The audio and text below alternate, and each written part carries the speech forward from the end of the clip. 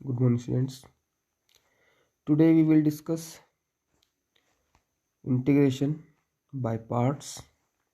किस तरह से पार्ट्स में इंटीग्रेशन होता है। तो जैसे हमने दो फंक्शंस का डिफरेंशिएशन सीखा था, जैसे सपोज दैट दो फंक्शन थे u एंड v और दोनों इनटू में थे, तो हम कैसे करते थे, इनका u को डिफरेंशिएशन से बाहर रख के u into D upon d x of v plus v को बाहर रख के फिर किसका करते थे, हम u का डिफरेंशिएशन करते थे। तो बिल्कुल एक ऐसा ही रूल इंटीग्रेशन में है कि यानी कि दो फंक्शन जब इनटू में हों तो उनका हम कैसे इंटीग्रेशन करेंगे। तो यहाँ पे अगर दो फंक्शन है हमारे एफ एक्स जी एक्स लिखा हुआ है, दो फंक्शन है एफ एक्स जी एक्स, ठीक है। तो इनके इंटीग्रेशन का जो फॉर्मूला है वो है एफ एक्स को इंटीग्रेशन से बाहर रखो, जी एक्स का इंटीग्रेशन करो, ठीक है, डी एक्स, फिर माइनस, फिर एक इंटीग्रेशन का साइन और लगाओ। और यहाँ पे जो ये वाला फंक्शन है, फर्स्ट वाला फंक्शन था एफ एक्स, उसका डेरिवेटिव निकाल लो एफ डैश एक्स, ठीक है। और इसी के इनटू में इंटीग्रेशन निकाल लो जी एक्स का, ठीक है, इंटीग्रेशन निकाल लो जी एक्स का। और फिर जो इन दोनों को सॉल्व करके आएगा, यानी कि डेरिवेटिव को और integration of G X D X जो सॉल्व करके आएगा उसका फिर से इंटीग्रेशन करना है, यानी इंटीग्रेशन साइन ये शो करता है, ठीक है। तो इस तरीके से इंटीग्रेशन होता है, ठीक है। थोड़ा सा तो यहाँ और लगेगा। अगर मैं इसका दूसरा फॉर्मूला क्रिएट करूँ एक फर्स्ट और सेकंड फंक्शन से, सपोज दैट दो फंक्शन है फर्स्ट एंड सेकंड, दोनों इनटू में है डी एक्स, यानी कि इंटीग्रेशन करना है। तो first function as it is, second का इंटीग्रेशन डी एक्स माइनस, फिर एक बड़ा सा इंटीग्रेशन लगाया मैंने, अपनी लैंग्वेज में बड़ा सा इंटीग्रेशन लगाता हूँ और डी अपॉन डी एक्स करता हूँ फर्स्ट वाले फंक्शन का, ठीक है।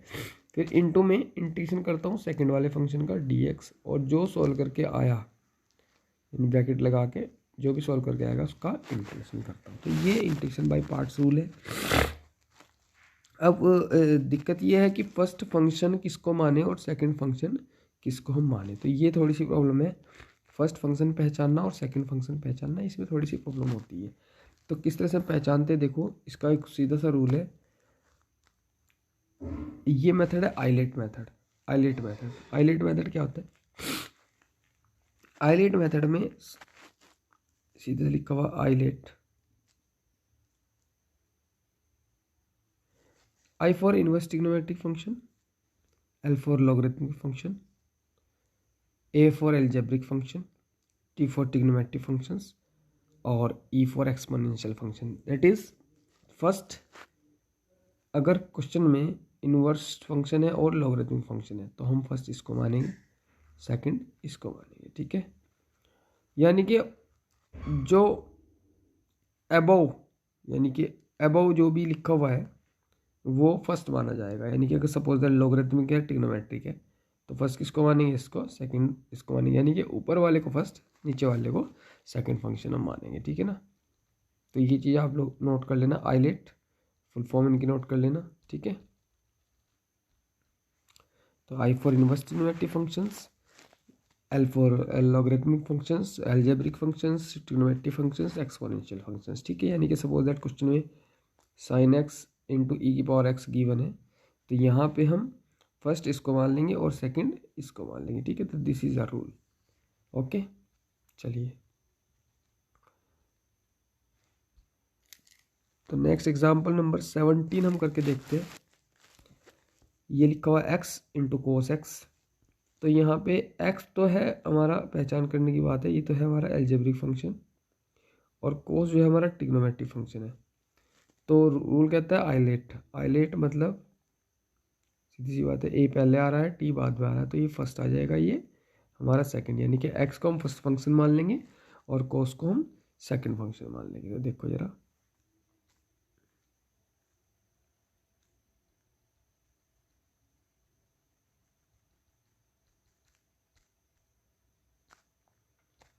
तो हम मान लेंगे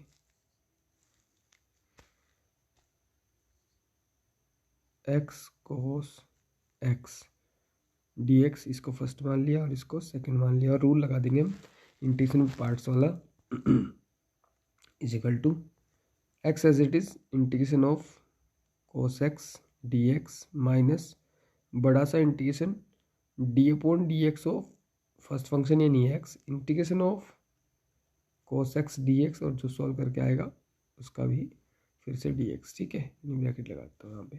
तो x cos x का इंटीग्रेशन होता है sin x माइनस यहाँ पे बड़ा इंटीग्रेशन है, x का डिफरेंशिएशन जो आएगा 1 आएगा, इंटू cos x का इंटीग्रेशन sin x, और यहाँ पे dx, ठीक है। तो ये आ जाएगा x sin x minus integration of sin x dx, ठीक है। यहाँ पे x sin x और माइनस sin x का आ जाएगा प्लस cos x और प्लस आ जाएगा c, ठीक है। तो इस तरह से इंटीग्रेशन हो जाएगा। अब आप बोलोगे सर यहाँ पे आपने c नहीं लिया और ना ही यहाँ पे एक c लिया, तो आप c अगर लेके देखते हो तो देखो, अगर मैं एक c यहाँ पे लेता हूँ, यहाँ पे एक c लेता हूँ, ठीक है, यानी ये कॉन्स्टेंट ले लिया मैंने c1 ले लो, और यहाँ पे इंटीग्रेशन क्या था sin x प्लस c2 कर रहा है, यानी कि यहाँ पे थोड़ा सा चेंज कर रहा हूँ, यानी ये क्वेश्चन ये बन जाएगा हमारा x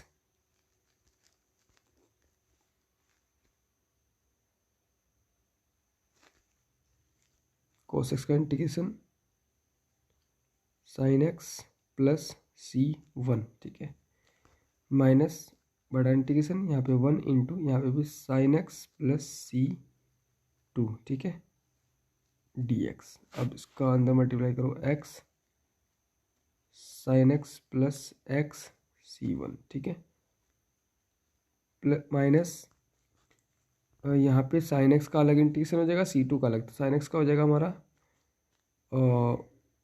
minus cos x plus c3, ये तो आएगा minus cos x plus c3, और प्लस c2 का हो जाएगा प्लस c2x, ठीक है।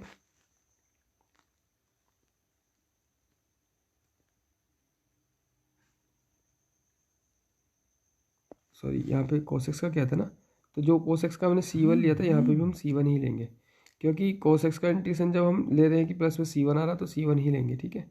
तो यहाँ c1 आएगा और यहाँ पे c2 आएगा, ठीक है।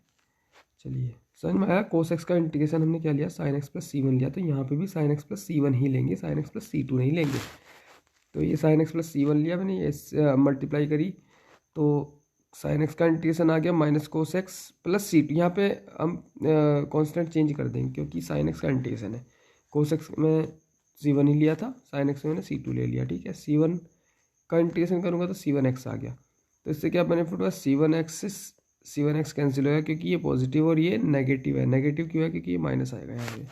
तो क्वेश्चन बन गया हमारा sin x minus minus plus cos x और माइनस c2। तो फाइनली यही आंसर आया, यानी कि जो हमारा था कांस्टेंट ये हमारा हमेशा कैंसिल हो जाता है, क्योंकि यहाँ पे भी सेम इंटीग्रेशन होता है, यहाँ पे भी सेम, तो आप कांस्टेंट सेम लोगे तो सेम कांस्टेंट से ये कैंसिल हो जाता है, इसलिए यहाँ पे कांस्टेंट ही बचता है। अब ये माइनस में कांस्टेंट लो या प्लस में लो, उससे कोई फ़र्क नहीं पड़ता, इसलिए हम इसका आंसर जो है एक ही बार लास्ट में लिख देते हैं कांस्टेंट इसका, ठीक है ना।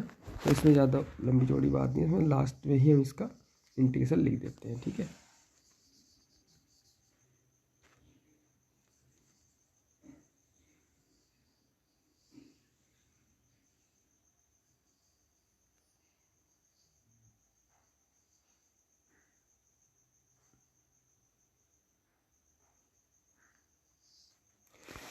चलिए, तो इसका इंटीग्रेशन इसलिए मैं डायरेक्टली लिख देता है x sin x minus sin x dx और x sin x plus cos x plus c, ठीक है, डायरेक्ट लिख दिया था। चलिए, तो इसी तरह से हम एग्जाम्पल नंबर 18 करते हैं। एग्जाम्पल नंबर 18 किस तरह से होगा, find log x। log x का इंपॉर्टेंट है, ध्यान रखना log x। अब देखो एक चीज़ है, log x को हम log x के साथ में कोई नहीं है, ठीक है। एक और चीज़ ध्यान रखना, हमेशा हर किसी के साथ 1 होता है, हमेशा हर किसी के साथ 1 होता है, ठीक है। log x का इंटीग्रेशन याद भी रखना, log x का डायरेक्ट नहीं होगा, आप इसके इंटू में 1 लोगे। अब इसकी बात करूँ तो ये एल्जेब्रिक है और ये लॉगरिथमिक है, और रूल के अकॉर्डिंग ये फर्स्ट फंक्शन आ रहा है और ये सेकंड, तो इसलिए हम 1 को फर्स्ट मान लेंगे और log को सेकंड। याद रखना log में 1 लेके हम इंटीग्रेशन करेंगे, ठीक है। तो आ जाएगा 1 as it is, sorry L को फर्स्ट मानेंगे, इसको सेकंड, ठीक है। तो log as it is integration of 1 dx minus बड़ा integration d upon d x of log x और 1 dx और फिर फाइनली dx। तो log x यहाँ पे 1 का आ जाएगा हमारा इंटू एक्स माइनस पेन में क्या हुआ आज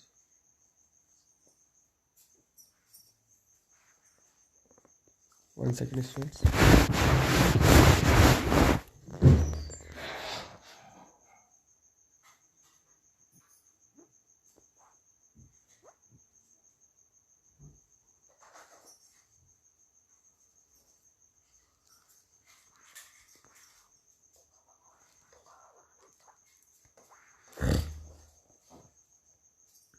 log x as it is integration of 1 dx minus बड़ा integration d upon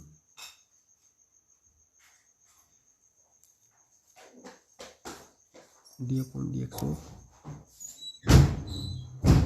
log x integration of 1 dx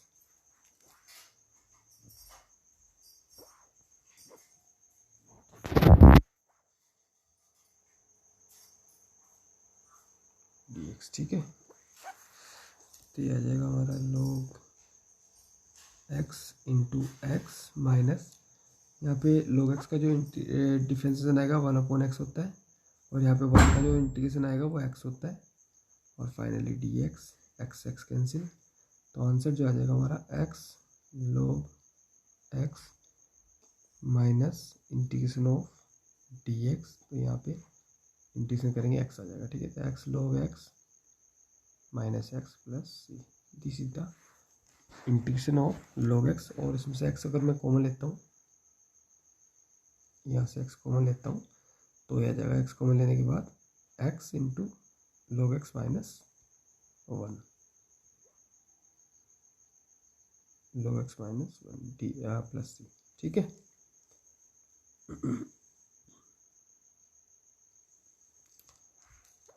तो एग्जाम्पल नंबर 18 हो गया।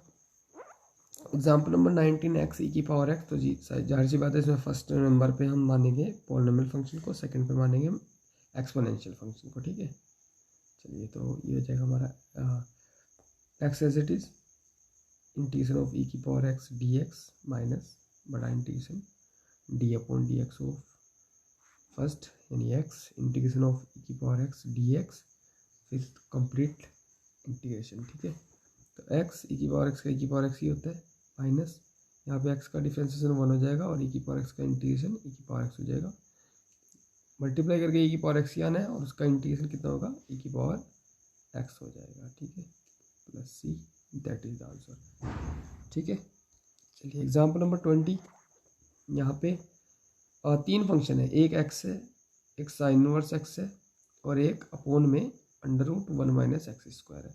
ठीक है, तो आपको करना क्या है, इनवर्स ट्रिग्नोमेट्रिक फंक्शन को अलग लेना और ये हमारा क्या बन रहा है, अलजेब्रिक फंक्शन बन रहा है। ठीक है, तो हम इसको फर्स्ट मान लेंगे और इसको सेकंड। आइलेट होता है ना, आइलेट।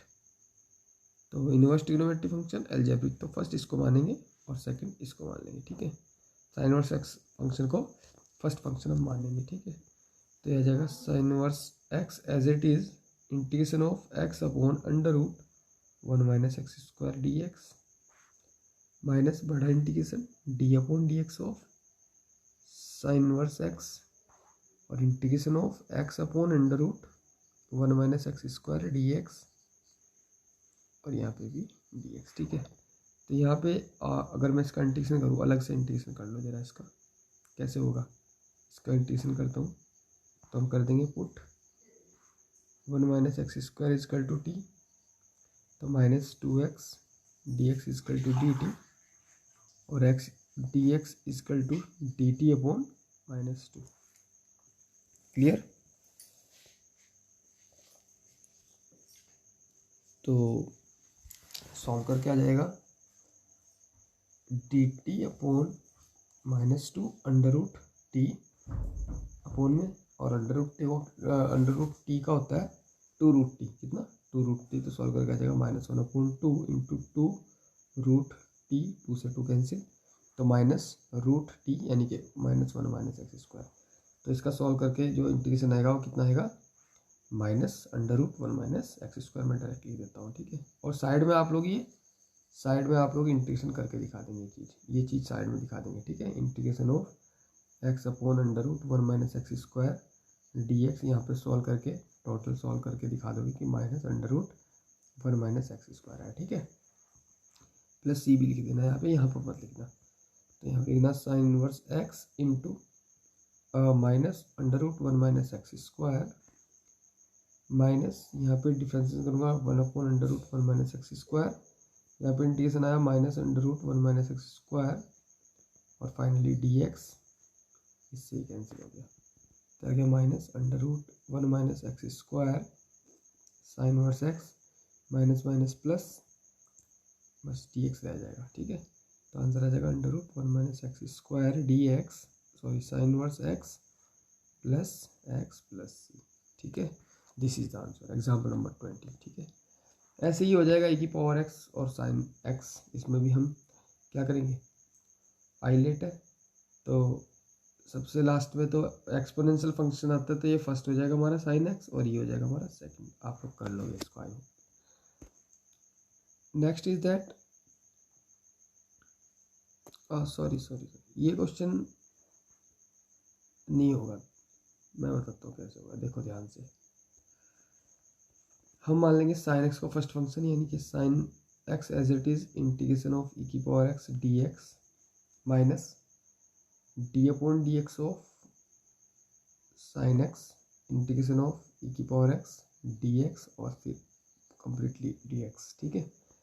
तो ये आ जाएगा e⁴x का इंटीग्रेशन e⁴x, तो आ जाएगा e⁴x sin x माइनस, यहाँ पे sin x का जो डिफ्रेंशिएशन आएगा वो आ जाएगा cos x, e⁴x का इंटीग्रेशन e⁴x ही आएगा dx, ठीक है। अब यहाँ पे इसका इंटीग्रेशन फिर से चेंज नहीं हो, मतलब सॉल्व करना थोड़ा सा पॉसिबल नहीं है, क्यों, क्योंकि देखो क्वेश्चन क्या था, e⁴x sin x था, और कहाँ फंस गया आके, e⁴x cos x से फंस गई, यानी कि अगर हमने इसमें रूल लगाया तो ये बन गया, और अगर हम इसमें रूल लगाते तो ये बनता। आप करके देख लेना, अगर मैं e⁴x cos x को सॉल्व करता तो क्या बनता, integration of e⁴ sin x इसके पार्ट्स में आता, और e⁴x sin x को किया सॉल्व तो e⁴x cos x आता। ऐसे क्वेश्चन ये रिपीटिंग फंक्शन होते हैं, यानी e⁴x का इंटीग्रेशन या करो या डिफरेंशिएशन करो वो e⁴x बनता है बार बार।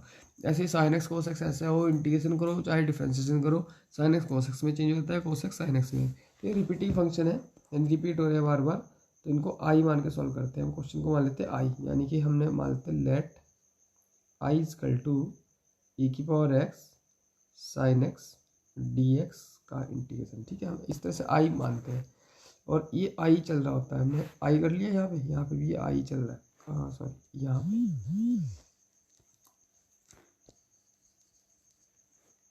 ये आई चल रहा है हमारा, ठीक है। तो हम इसमें फिर से एक बार फंक्शन लगाएंगे ऐसे ही, इसको फर्स्ट मान के इसको सेकंड मान के, ठीक है।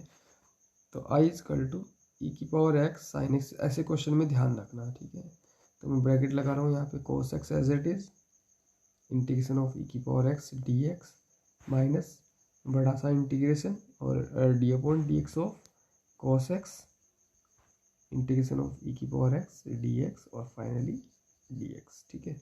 ये ब्रैकेट लगा दिया मैंने, ये e⁴x sin x as it is रहेगा माइनस e⁴x cos x आ जाएगा, ये cos x का जो डिफ्रेंशिएशन आएगा वो आएगा माइनस sin x, तो मैं इसको प्लस कर रहा हूँ यहाँ पे, इंटीग्रेशन ऑफ sin x और e⁴x का इंटीग्रेशन e⁴x dx।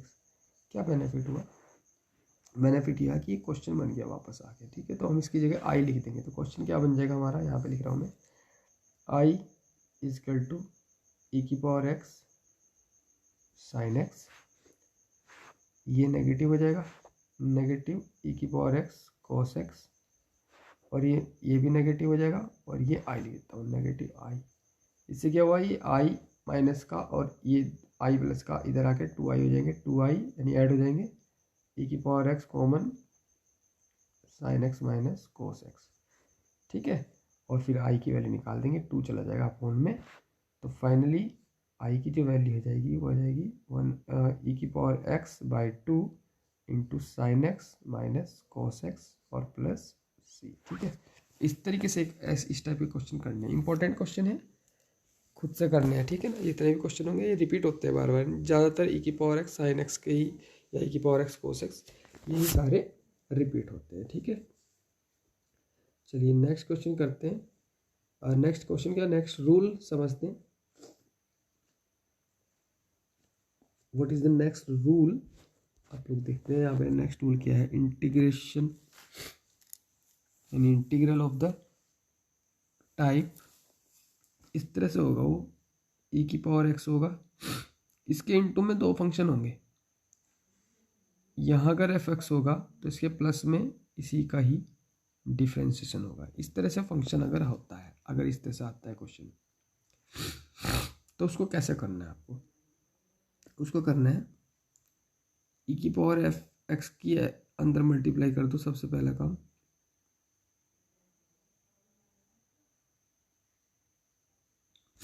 हो गया, dx इसको भी दे दो, dx इसको भी दे दो, ठीक है। उसके बाद या तो इसको सॉल्व करना है या इसको सॉल्व करना है, ठीक है। मैं इसको सॉल्व करता हूँ, इसको फर्स्ट मानता हूँ fx को और इसको मानता हूँ सेकंड, क्योंकि ये e⁻x जाना ही सेकंड है, ठीक है।